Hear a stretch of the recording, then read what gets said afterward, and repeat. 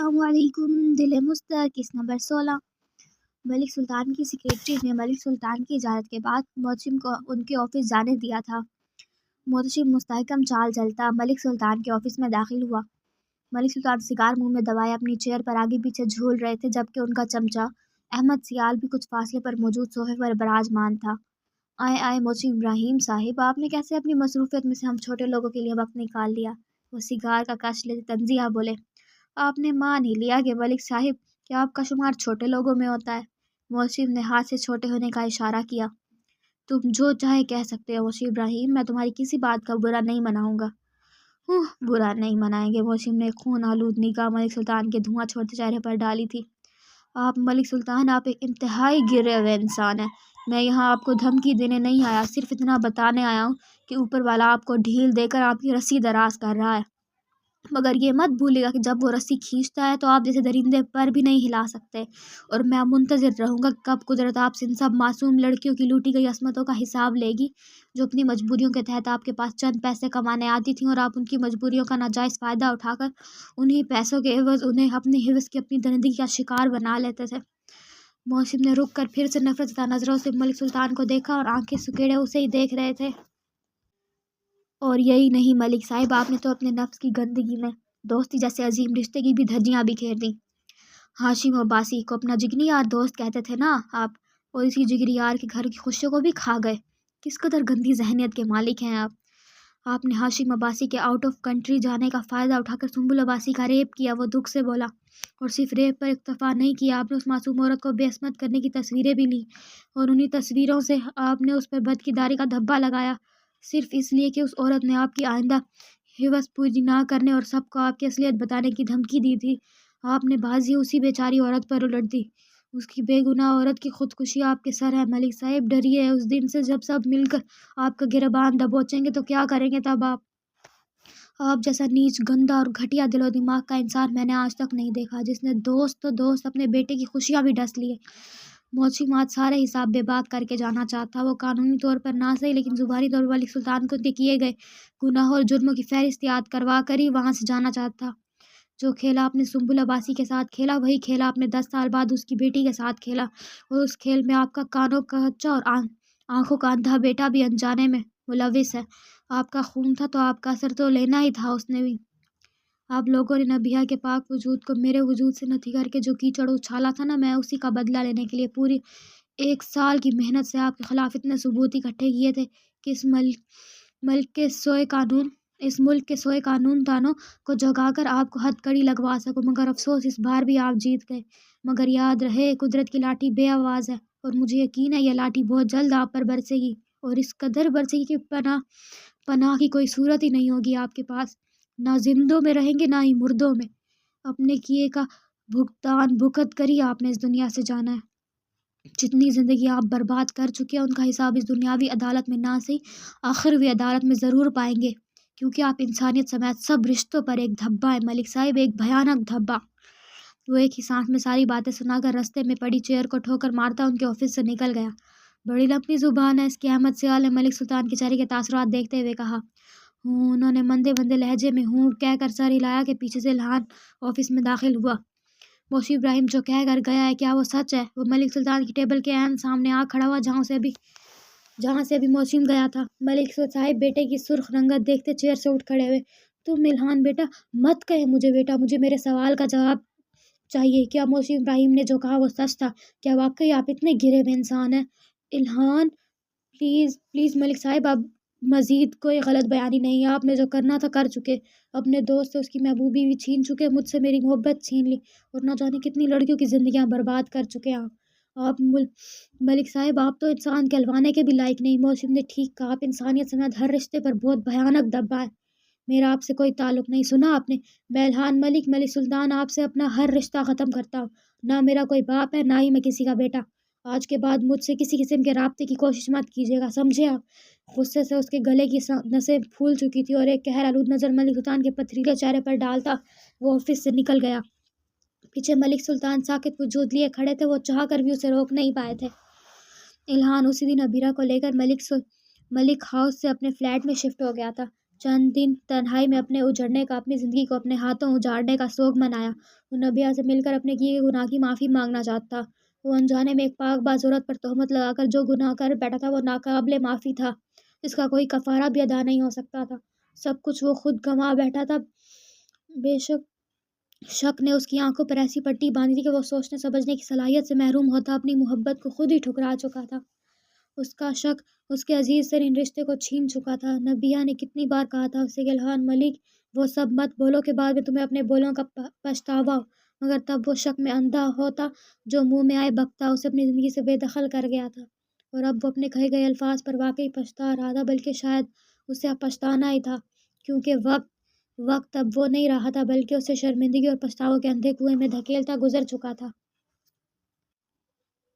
چند دن سوگ منانے کے بعد الہان نے اپنے ننیال سے ملی جائیداد کو استعمال میں لاتے ہوئے اپنا بزنس شروع کر لیا تھا۔ چونکہ اس کی ماں اکلوتی تھی، اس لیے اس کے نانا اپنی جائیداد کا وسیع حصہ اپنی زندگی میں ہی اس نواسے کے نام کر چکے تھے۔ آہستہ آہستہ وہ اپنے بزنس میں ترقی پاتا گیا تھا۔ وہ خود کو آفس اور بزنس میں اس حد تک مگن کر چکا تھا کہ ابیرہ اور گھر بالکل بیکورڈ میں کہیں چھپ گئے تھے۔ اس دوران ملک سلطان نے کئی دفعہ اس سے ملنے کی کوشش کی، مگر الہان نے ان کی ہر کوشش کو ناکام بناتے ہوئے پورا 1 سال کا عرصہ ان سے ملے بغیر گزار دیا تھا۔ 1 سال کچھ ماہ بعد اسے ملک سلطان کے ایکسیڈنٹ کی خبر ملی، جس ایکسیڈنٹ میں وہ اپنی دونوں ٹانگوں اور ایک بازو سے محروم ہو گئے تھے، اور اس کے ساتھ ہی ان پر فالج اٹیک بھی ہوا تھا۔ یہ سب سن کر وہ نہ چاہتے ہوئے بھی باپ سے ملنے چلا گیا تھا، مگر یہ سلسلہ زیادہ نہیں بڑھا۔ وہ چند دن بعد 1 آدھ گھنٹے کے لیے چلا جاتا۔ کئی ماہ ہاسپٹل گزار کر ملک سلطان کے آدھ مرے وجود کو گھر شفٹ کر دیا گیا تھا۔ قدرت کی لاٹھی واقعی بے آواز ہے، اور جب برستی ہے تو اچھوں کے چھکے چھڑا دیتی ہے۔ ملک سلطان کو بھی اب اپنی بے بسی پر ان سب کی بے بسی یاد آتی تھی جن کو وہ بے دردی سے برباد کر چکا تھا۔ وہ ان دنوں کو واپس لا کر سب سے معافی مانگنا چاہتے، مگر نہ وہ دن رہے تھے نہ ہی معاف کرنے والے۔ ملک سلطان کو اب اپنے کیے کی سزا بھگتنا تھی آخری سانس تک۔ وہ نہ زندوں میں تھے نہ ہی مردوں میں، بلکہ ان دونوں کی کیفیات کے بیچ لٹک رہے تھے، اور یہ قدرت کا انتقام تھا اس شخص سے جو زمین پر اتنے فساد، اتنے ظلم کر چکا تھا۔ اور بے شک قدرت کا انتقام بہت منصفانہ ہوتا ہے۔ ملک سلطان اس قابل نہ تھے کہ اپنے بزنس کو سنبھال پاتے، اس لیے انہوں نے الہان سے کہا تھا ان کے آفس کو دیکھنے، مگر الہان کی طرف سے ملے کورے جہاں پر وہ افسردہ ہو گئے تھے۔ چند ماہ بعد مکمل ٹریٹمنٹ سے ان کا فالج ٹھیک ہوا تو ان کے منہ کو لقوہ اٹیک ہو گیا، جو باوجود ٹریٹمنٹ کے اب تک بھی ٹھیک نہیں ہو پایا تھا۔ وہ گھنٹوں اپنی زبان سے متکبرانہ باتیں نکالنے والا اب ایک بات بھی اٹکے بنا کرنے کے قابل نہیں رہا تھا۔ مزید 1 سال کے عرصے میں ان کا سارا بزنس ڈوب چکا تھا۔ وہ بزنس سے آگے بڑھانے کی خاطر انہیں ہر غلط کام کیا تھا۔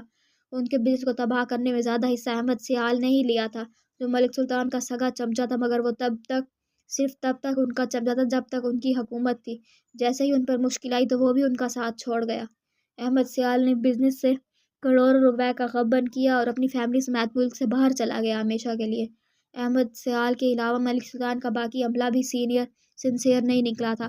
سب اپنی اپنی باری پر لوٹتے سمیٹتے سائٹ پر ہوتے گئے۔ الہان ان کارروائیوں سے آگاہ تھا، مگر کچھ کرنا نہیں چاہتا کہ اس کے باپ نے یہ بزنس جیسے طریقے سے بڑھایا تھا، اب ویسے ہی اسے ختم بھی تو ہونا تھا، پھر پرواہ کسے تھی۔ 1 سال کے مختصر عرصے میں زمین کو اپنے پیروں تلے روند کر چلنے والا، زمین کو اپنی جاگیر سمجھنے والا، اسی زمین پر بنے چند کنال کے ملک ہاؤس کی 4 دیواری تک محدود ہو کر رہ گیا تھا۔ اب وہ تھا، اس کے گناہ تھے اور اس کا پچھتاوا تھا، اور اذیت ناک ڈستی ہوئی تنہائی تھی۔ حال پوری رات ٹینشن میں گزارنے کی وجہ سے نبیہ بے ہوش ہو چکی تھی۔ ڈاکٹرز نے ریلیکسیشن کا انجیکشن دے دیا تھا، اب وہ آرام کر رہی تھی۔ موسم کو بھی ہوش میں آنے پر روم میں شفٹ کر دیا گیا تھا۔ اس کی کنڈیشن آؤٹ آف ڈینجر تھی، پر فی الحال وہ بات کرنے کی پوزیشن میں نہیں تھا۔ نبیہ بیدار ہوتی سیدھی موسم کے روم میں آئی تھی۔ اسے کمرے میں آتا دیکھ کر وہاں موجود موسم کی فیملی باہر چلی گئی تھی۔ اب کمرے میں موسم تھا اور وہ تھی۔ آنکھوں میں آئی نمی کو اندر دھکیلتی وہ بیڈ کے پاس آ کھڑی ہوئی۔ چند منٹ بعد موسم کی پٹیوں میں جکڑے چہرے کو دیکھ کر وہ آنسو پیتی بیڈ کی پانتی پر بیٹھ گئی۔ کیسے ہے موسم؟ میرا بھی نہیں سوچا کہ کیا گزری ہوگی مجھ پہ۔ آنسو پلکوں کی بار توڑتے گالوں کو بھگوتے جا رہے تھے۔ محتشم موسم کی مندی مندی آنکھوں کو دیکھتی وہ اس کی سینے پر سر رکھ کے سسک اٹھی۔ پلیز موسم، مجھے معاف کر دیں، میں آپ کے ساتھ بہت زیادتیاں کی ہیں، اپنے ماضی میں کھو کر خود کو اور آپ کو اذیت دیتی رہی۔ آپ تو مسیحا تھے، میری زندگی کے ساتھی، میرے جسم و جاں کے مالک، جسے میرے رب نے میرے مشکل وقت میں میرے لیے چنا تھا، اور میں ناسمجھ اس پر شکرانہ بھی نہ ادا کر پائی۔ الٹا اپنی قسمت کو اپنے نصیب کو کوستی رہی۔ مجھے معاف کر دے موسم، اب ایسا کچھ نہیں ہوگا، میں ہوں گی، آپ ہوں گے، اور صرف ہماری زندگی ہوگی۔ پلیز موسم کچھ بولے نا، میں آپ کی آواز سننا چاہتی ہوں۔ یہ ایک دن اور ایک رات مجھ پر قیامت بن کر ٹوٹی ہے۔ پلیز موسم، کیا آپ ٹھیک ہے اور آپ نے مجھے معاف کر دیا ہے؟ میں وعدہ کرتی ہوں اب کبھی اپنے ماضی کو یاد نہیں کروں گی۔ میں آپ سے محبت کرتی ہوں، صرف آپ سے، اور آپ ہی وہ شخص ہیں جس پر میں اپنی محبت آخری دم تک نچھاور کرنا چاہتی ہوں۔ موسم پلیز بولے نا کچھ۔ یہ کیا تھا؟ موسم باموس کی ہلکی سی مسکراہٹ چہرے پر کھینچ لایا۔ میں ٹھیک ہوں میری جان، وہ اٹک اٹک کر کہتا نبیہ کا ہاتھ پکڑنے کی کوشش کر رہا تھا۔ نبیہ نے جلدی سے اپنا ہاتھ موسم کے ہاتھ میں تھمایا۔ موسم نے اس کا ہاتھ تھاما، کپاتے اپنے ہونٹوں تک لے گیا۔ میں تم سے کبھی خفا نہیں ہو سکتا بیا، تم تو میری زندگی ہو، میری جینے کی وجہ، پھر کیوں کر میں تم سے ناراض ہوں گا؟ مجھے تمہارا کوئی بھی عمل کبھی برا نہیں لگا۔ میں نے تمہیں تمہارے ماضی سمیت قبول کیا تھا بیا، کیونکہ میں تم سے محبت کرتا تھا، کرتا ہوں اور آخری دم تک کرتا رہوں گا۔ نبیہ یہی سب تو سننا چاہتی۔ موسم کے ہونٹوں سے نکلتے الفاظ اس کی ذات کو معتبر کر کے اس میں ایک نئی روح پھونک دی تھی۔ اس نے موسم کی زبان سے اظہار محبت سنتے ہی ان کے ہونٹوں پر ہاتھ رکھ کر مزید بولنے سے منع کیا تھا۔ وہ بہت تکلیف سے اٹک اٹک کر بول رہے تھے۔ میں بھی آپ سے بہت محبت کرتی ہوں موسم، اور آخری دم تک کرتی رہوں گی۔ اس نے مسکرا کر پہلی دفعہ کھلے الفاظ میں موسم سے اپنی محبت کا اظہار کیا۔ موسم کے چہرے پر بھی ہلکی مسکراہٹ نمودار ہوئی۔ نبیہ نے موسم کے ہونٹوں پر بھرتی مسکان دیکھ کر اس کے ہاتھ رکھا اور اپنی ہاتھ کی پشت کو آہستگی سے چھوا، پھر ہاتھ اٹھا کر اس نے گالوں پر رکھا اور جھک کر get well soon my dear husband, وہ آنکھوں میں آئے پانی کو رگڑتی سیدھی ہوئی۔ میں ٹھیک ہوں مائی ڈیئر وائف، گڈ۔ وہ اس کا ہاتھ تھام کر مسکرائی۔ آپ ریسٹ کریں، میں کچھ دیر کے لیے گھر جا رہی ہوں آپ کے لیے سوپ بنانے، کیونکہ میں جانتی ہوں میرے ہاتھ کا بنا سوپ پی کر آپ بہت جلد پہلے جیسے ہو جائیں گے۔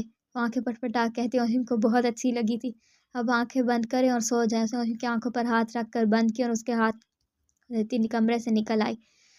انہیں 5 دن ہو گئے تھے ہاسٹل میں۔ موسم کے زخم کافی حد تک منمل ہو گئے تھے، مگر ڈاکٹرز نے مزید 2 دن ہاسٹل میں رہنے کا کہا تھا۔ ان 5 دنوں میں نبیہ نے موسم کی بالکل ایک بچے کی طرح کیئر کی تھی۔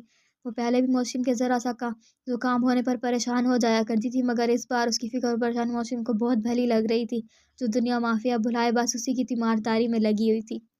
اب بھی نبیہ موسم کو سوپ پلا رہی تھی اور موسم کی آنکھیں بہت غور اور محبت سے اس کا چہرے کا طواف کر رہی تھی۔ موسم کا منہ نیپکن تھپتھپاتی مصروف سا بولی، ہوں شہزاد بھائی اور رابیل کا کپل کتنا اچھا ہے نا؟ ہمارے کپل سے زیادہ نہیں ہوئی اس کی۔ شہزاد اور رابیل دونوں نہیں جانتے کہ ایک ذرا سی ملاقات انہیں اتنا قریب لے آئے گی کہ جس کے بعد قدرت اور ان دونوں کو ہمیشہ کے لیے ایک کر دے گی۔ شہزاد کے والدین حیات نہیں تھے، ایک بڑی بہن اور ایک بڑا بھائی تھے جو اپنی فیملی لائف میں سیٹلڈ تھے، جبکہ رابیل سکندر گاؤں سے شہر اپنی تعلیم مکمل کرنے آئی تھی۔ دونوں کے فلیٹ ساتھ ساتھ تھے مگر دل دور دور، پر ایک سرسری سی ملاقات دونوں کے دلوں کو قریب لے آئی تھی۔ اوف، یہ لڑکی بھی نا۔ رابیل ایک اچھی لڑکی تھی اور شہزاد کو گھر بسانے کے لیے اچھی لڑکی ہی درکار تھی، سو اس نے افیئر چلانے کی بجائے سیدھا صبح اور رابیل سے بات کرنے کے بعد اس کے گھر اپنا پروپوزل بھیج دیا۔ رابیل گھر والوں کو اتنے اچھے پروپوزل پر ان کا زیب نہیں دیتا کہ سو پروپوزل ایکسیپٹ ہوتے ہی منگنی اور رابیل کے ماسٹرز مکمل کرنے پر شادی طے پائی۔ یوں وہ کچھ سال پہلے شادی جیسے خوبصورت بندھن میں بندھ کر ایک ہو چکے تھے۔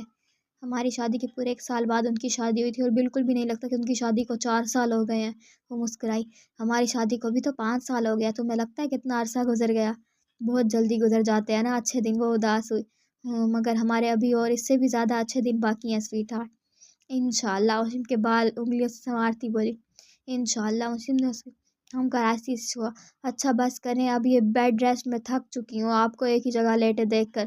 تم دیکھ کر تھک چکی ہو، مجھے دیکھو جو ایک ہی جگہ ریسٹ کر کر کے اکتا چکا ہے۔ موسم نے برا سا منہ بنایا۔ موسم کے فیس ایکسپریشن دیکھ کر مسکرا دی، کچھ دن اور صبر کر لے جناب۔ اچھا یہ تو پی لے پورا، مجھے باتوں میں لگا کر ڈنڈی مار رہے ہیں۔ نبیہ نے سوپ کے باؤل کی طرف اشارہ کیا جو بھی آدھا باقی تھا۔ میں یہ پھیکا ابلا سوپ پی پی کر بھی اکتا چکا ہوں، بس کرو اب۔ موسم نے باؤل نبیہ کے ہاتھ سے لے کر قریبی ٹیبل پر رکھا، کوئی نہیں، بس جلدی سے فنش کریں، یا پھر یوں کہیں کہ میرے ہاتھ کا بنا سوپ آپ کو بد مزہ لگ رہا ہے۔ تمہارے ہاتھ کا بد مزہ سوپ تو کیا، میں تمہارے ہاتھ سے زہر بھی کھانے کو تیار ہوں۔ میں جانتی ہوں اس معاملے میں میں بہت لکی ہوں۔ نبیہ کی بات پر سا مسکرایا دیا۔ نبیہ باؤل اٹھا کر پھر سے موسم کو سوپ پلانے لگی۔ وہ تیسرا چمچ اس کے منہ کی طرف لے گئی تھی کہ دروازہ ہلکا سا نوک ہوا۔ پیچھے ہٹی اور یس کہنے کے ساتھ ہی نیپکن سے محتشم کا منہ تھپتھپانے لگی۔ دروازہ ہلکے سے کھلا تھا، چونکہ نبیہ کی دروازے کی جانب پشت تھی، اس لیے وہ آنے والوں کو دیکھ نہیں پائی تھی، مگر محسن کی خوبصورت آنکھوں میں حیرت کا تاثر ابھرا تھا۔ اسے دیکھ کر نبیہ بھی پیچھے مڑی اور دروازے کے بیچوں بیچ کھڑے وجود کو دیکھ کر ساکت تھی۔ If you like it, then please subscribe it for more videos.